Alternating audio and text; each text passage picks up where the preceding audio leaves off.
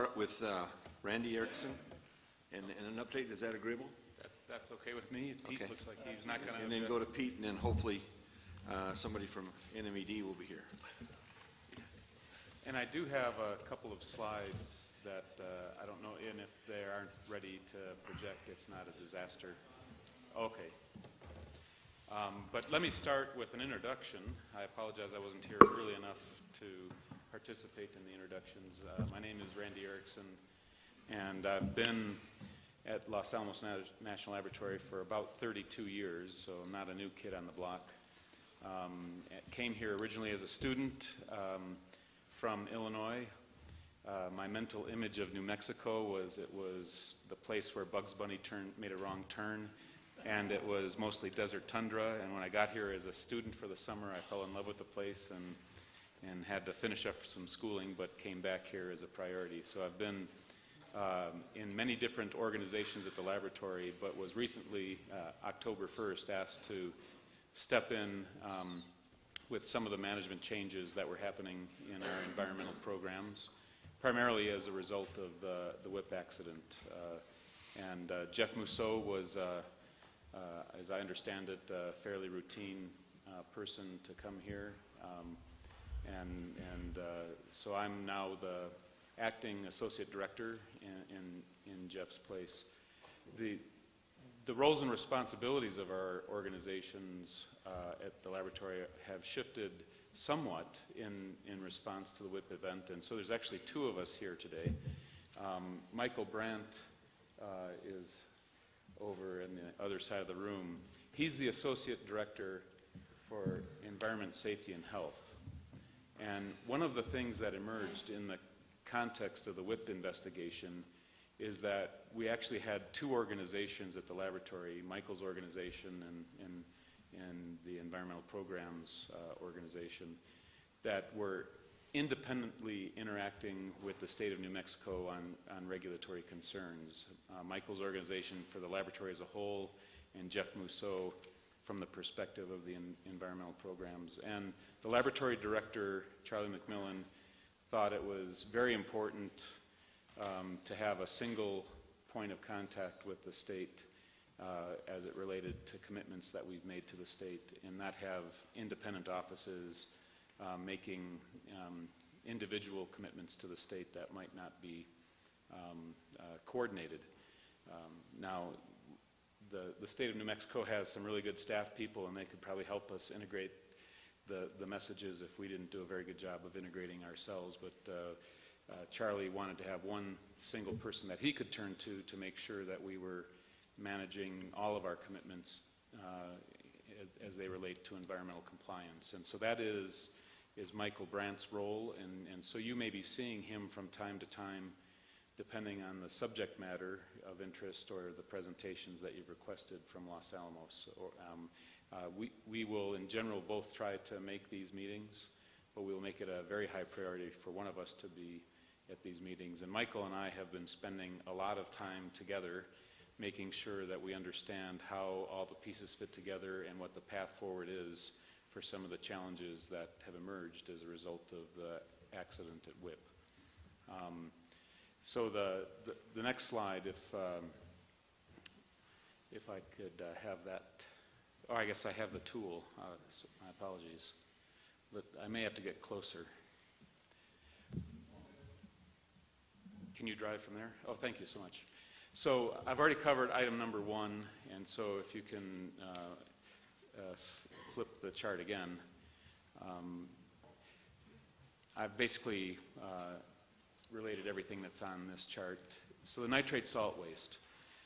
JR gave a really good overview of the perspectives from WIP. We are now turning a corner from a concerted effort in the investigation phase to try to understand what likely happened to cause that drum to breach, to looking at what scientific studies we need to do to establish the technical basis for the path forward. And so in the investigation, we had 2 teams of scientists focused, and they were working independently initially just to make sure that there was a breadth of thought going into the process. partway through the investigation, the teams merged, and we have a couple of external review teams that have come in to help us understand internally what caused the problems at WIP and their recommendations.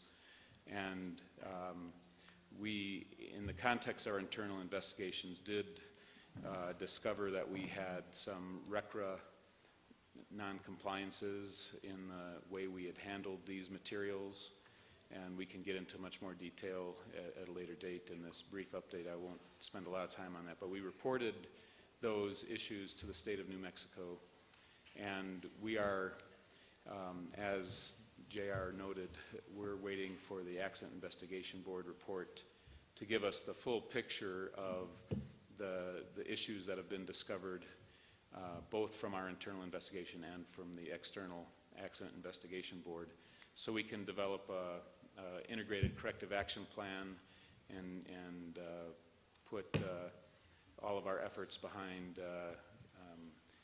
initiating the actions to prevent this type of issue to happen again. So there will be a lot more to see once we have that corrective action plan established, and we can talk in much more detail about the investigations once the Accident Investigation Board is published. We've been a little bit reluctant to say a lot about our internal investigations out in the public because we don't want to preempt the Accident Investigation Board as they release their report, and we want to give them the opportunity to articulate the results of their investigation without having them have to explain differences between what we might have said about things. And my personal view is that there's very good agreement between the issues that the Accident Investigation Board has uncovered and what we uncovered in our internal investigations, but we believe it's appropriate for them to have the opportunity to present those in a way that isn't confused by things that we have stated a little bit differently, perhaps. But so you'll see a lot more about the accident investigation once the AIB is ready to release that report, and we'll be happy to come and talk in more detail at that point in time. I have a few other charts that do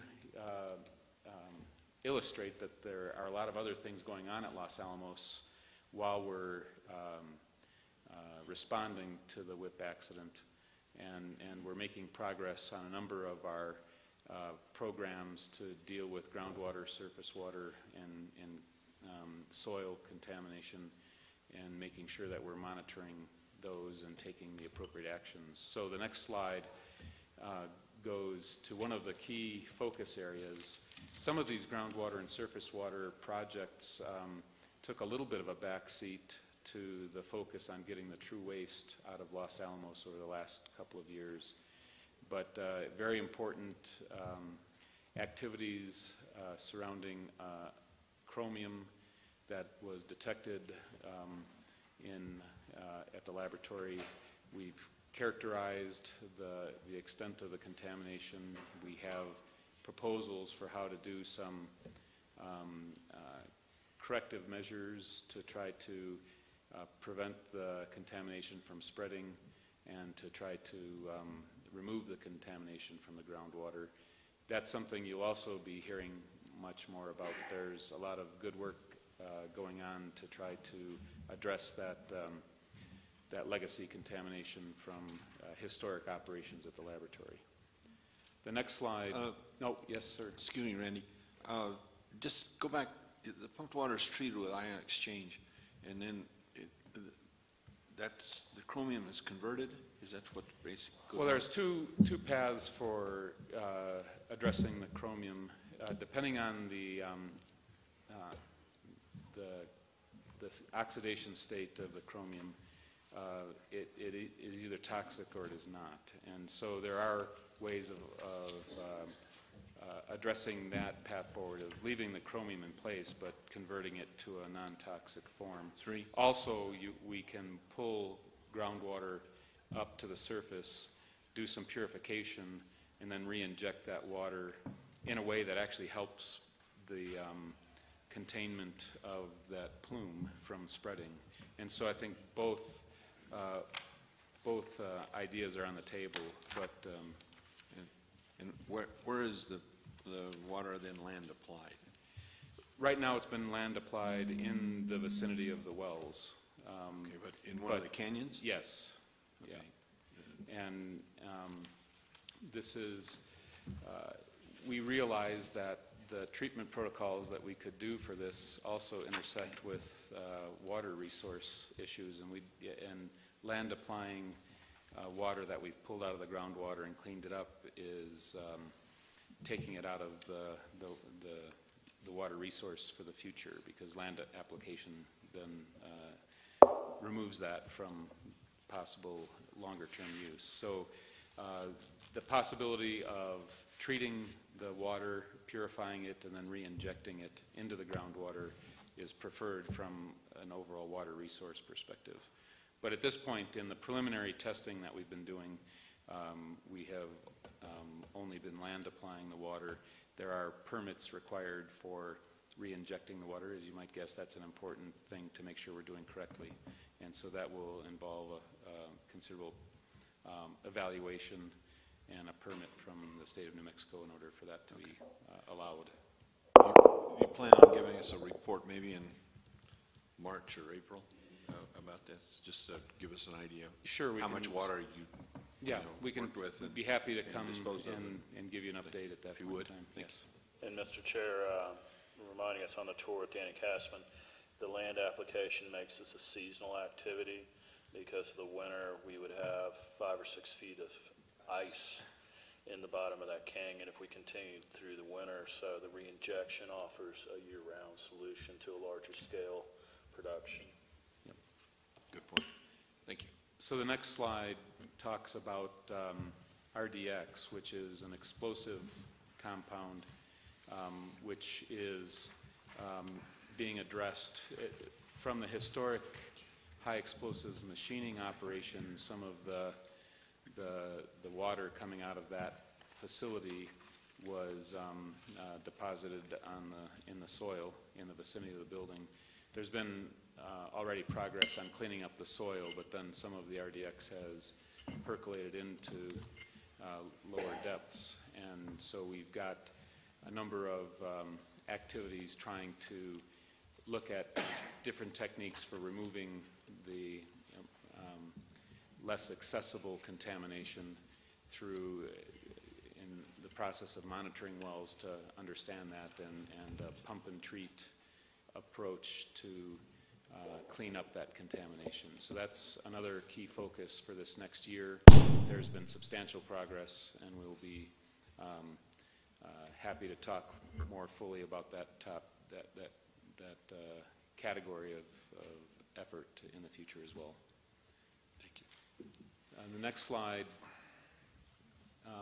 talks about another area at the laboratory where, and this is in the vicinity of Area G, this is Area L up on the mesa, where we have a historic site that was used for disposal of liquids from some of the operations, and so there's a vapor plume that we have put in some monitoring wells that we are also going to be converting into extraction wells, and that's something that is looks like a fairly straightforward opportunity in a fairly short period of time to remediate this particular problem. But this is another area that doesn't threaten the groundwater at this point in time, but by taking action now, we can preclude that from happening sometime in the future.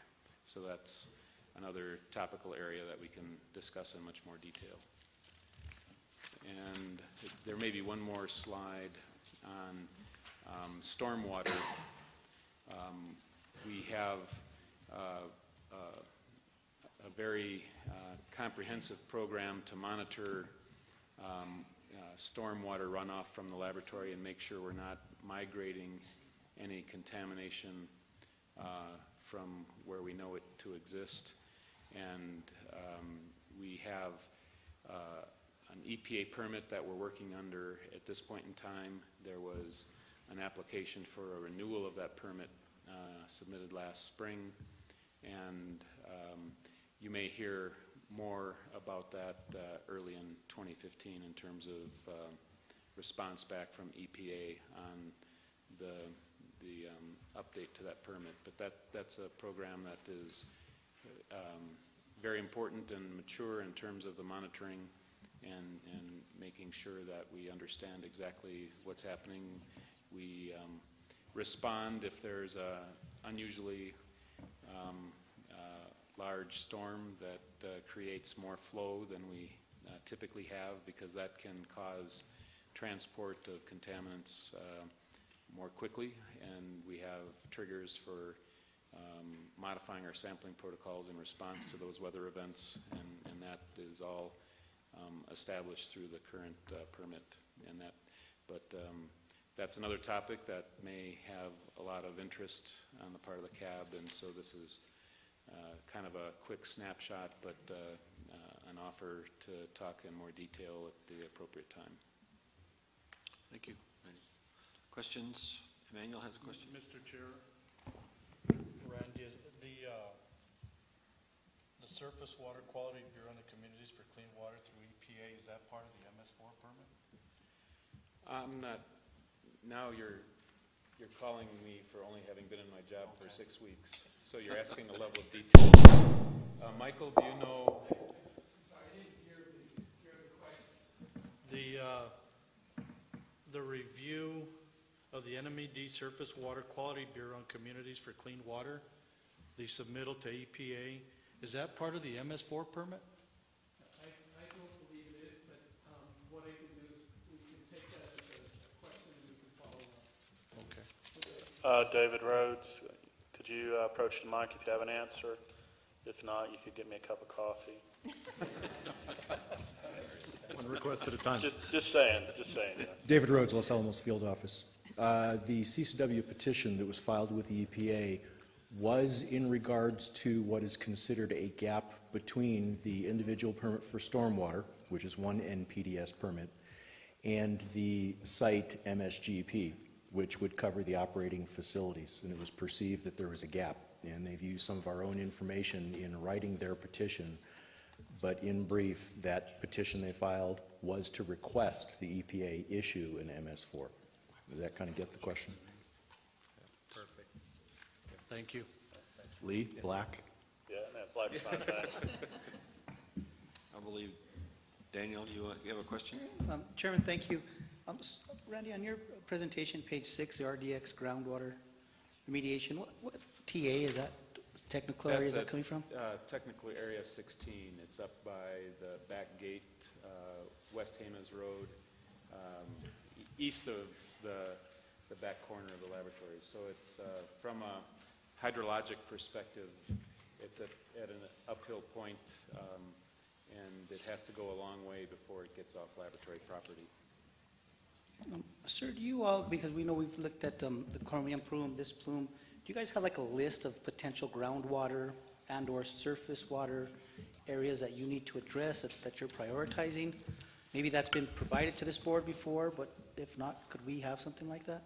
Absolutely. Yeah, I don't know if I've seen a presentation in a concise format that goes to that, but I do know that in some of our meetings with the NNMCAB that talk about the full scope of activities and the priorities, that might be a framework that would allow us to give you that information more completely.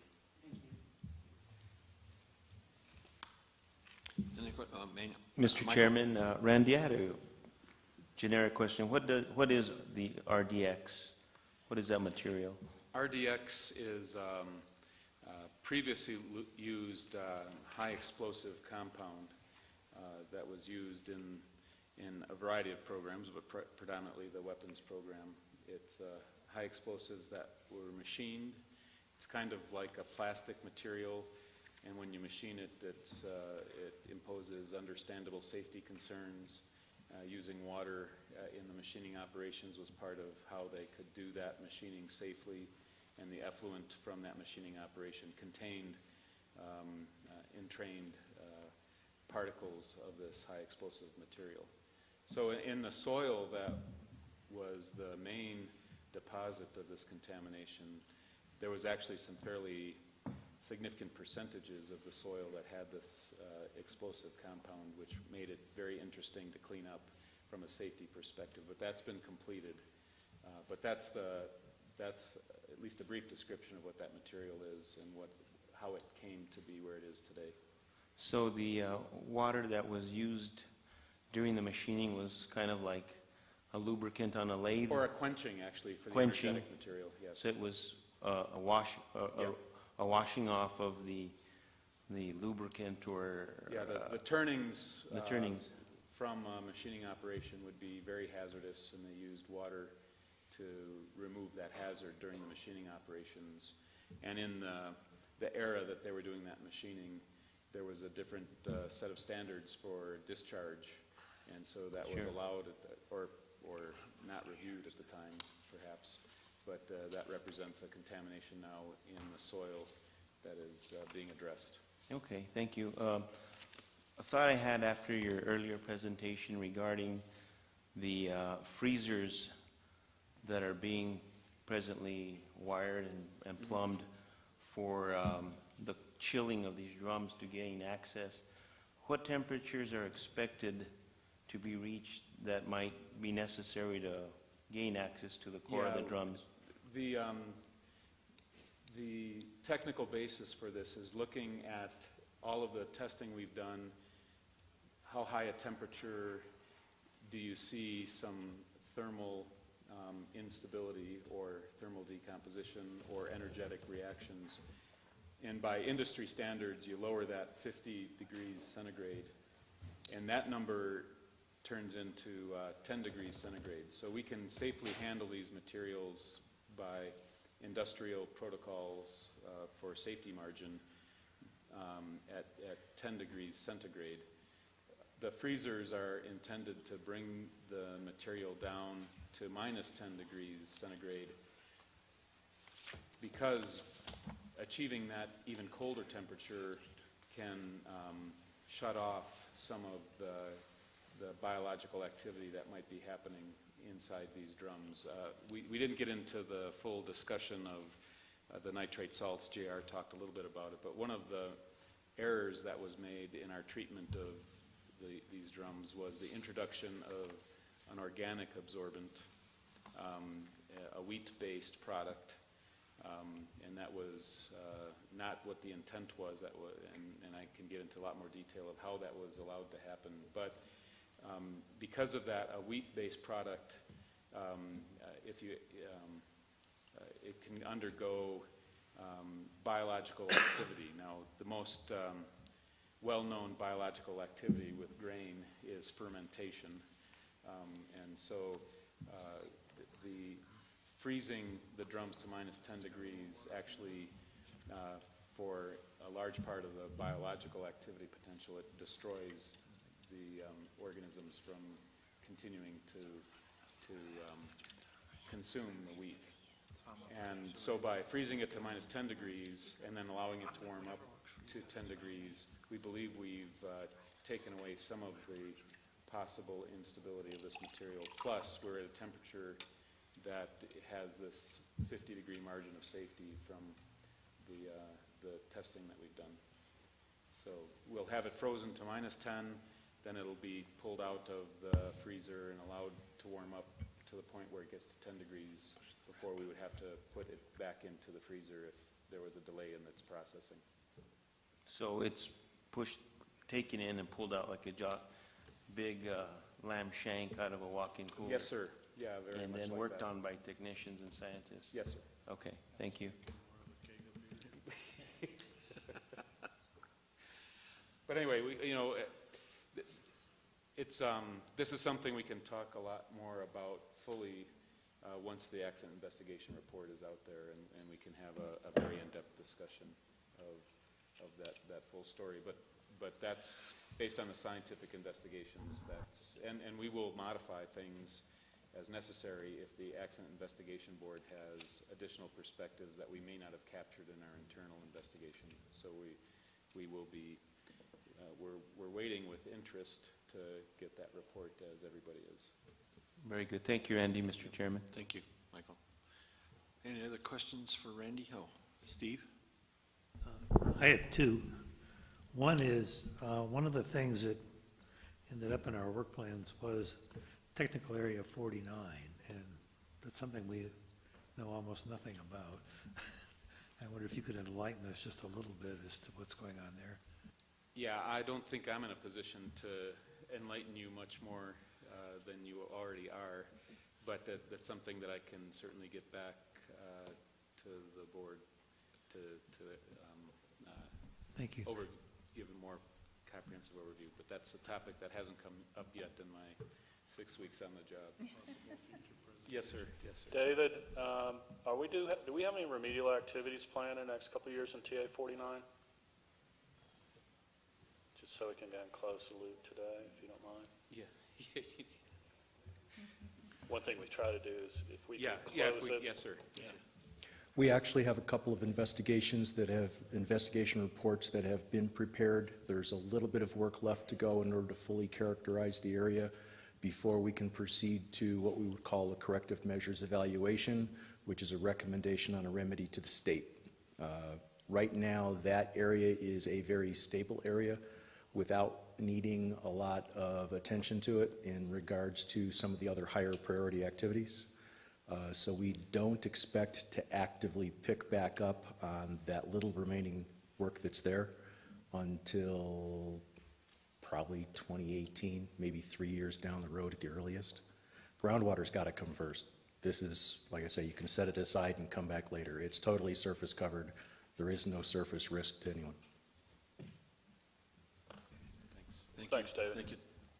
My other question was, partly the problem with that drum seems to be technical, but a lot of it also seems to be kind of management and communication issues that broke down along the way that led to the technical problems.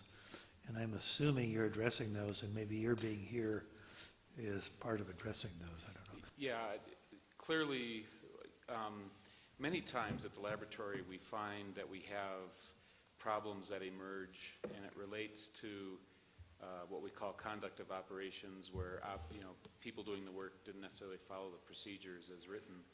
This is a case where, unfortunately, the workers followed the procedures as written, and the procedures were incorrect. And it was in an area where the average worker wouldn't really understand the importance of that incorrect recipe. So most of the efforts we're focusing in on, in a preliminary sense, is to look very critically at making sure we have all of the right technical experts looking at these procedures and validating that the recipe is correct.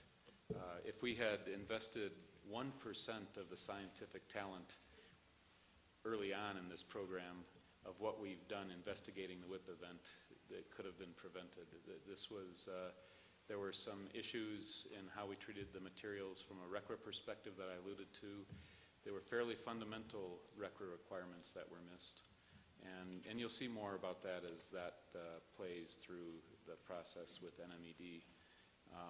And we had the use of an organic absorbent. Most people with a chemistry class would have said that that's not a really good idea. But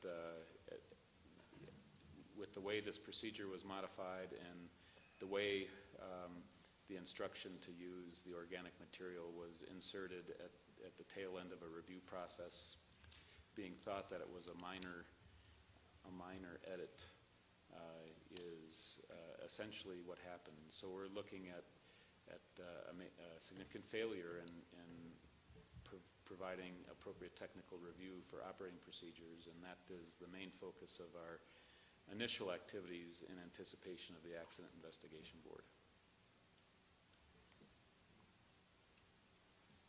Any other questions for Randy at this point?